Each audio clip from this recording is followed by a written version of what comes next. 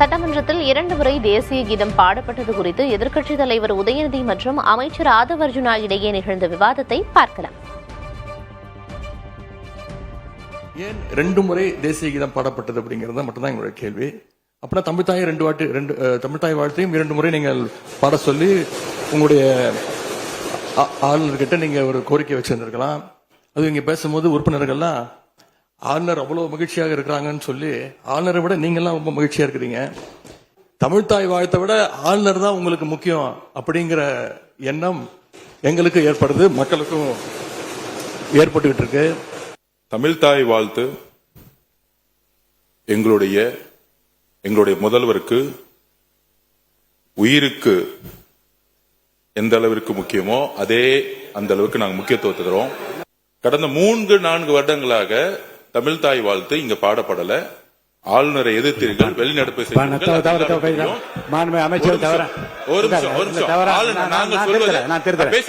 பேசி முடிக்கிறேன். ஆளுநர் முன்பு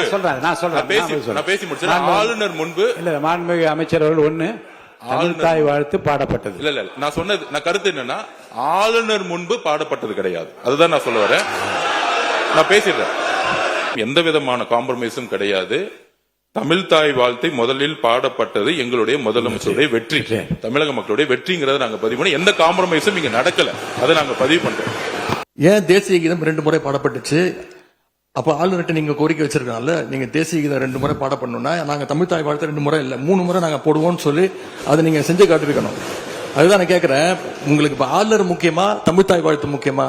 ஆளுநருக்குரிய மரியாதை மட்டும்தான் தரப்பட்டது. யாரையும் தலையில வைத்து கொண்டாட வேண்டிய அவசியம் இந்த அரசுக்கு இல்லை.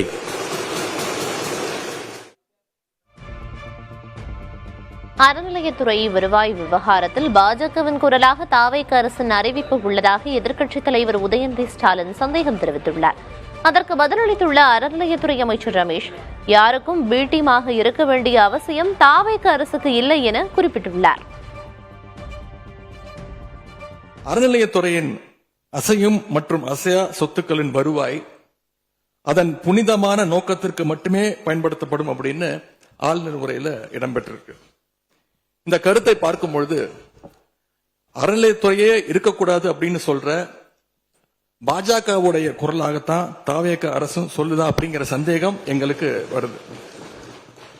பாஜகவும் வலதுசாரிகளும் சொல்றது இதுதான், அறநிலையத்துறை பள்ளி கல்லூரிகளை நடத்தக்கூடாது, அறநிலையத்துறை பள்ளி கல்லூரிகள் நடத்தக்கூடாது அப்படின்னு சொல்லிட்டு இருக்கிறாங்க.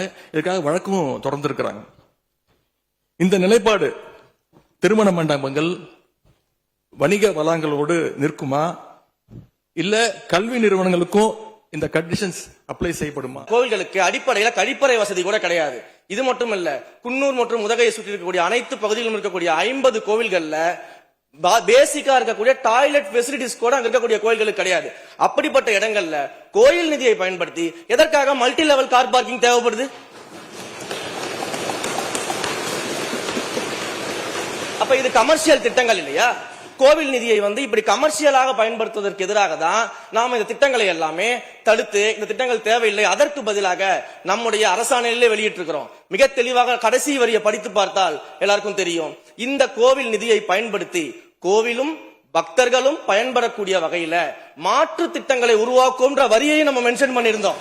எந்த இடத்திலையுமே மக்கள் பயன்பெறக்கூடிய திட்டங்களை நாம தடுக்கவும் இல்ல, நாம யாருக்கும் பி டீமாக இருந்து வேலை செய்ய வேண்டிய அவசியமும் இல்ல.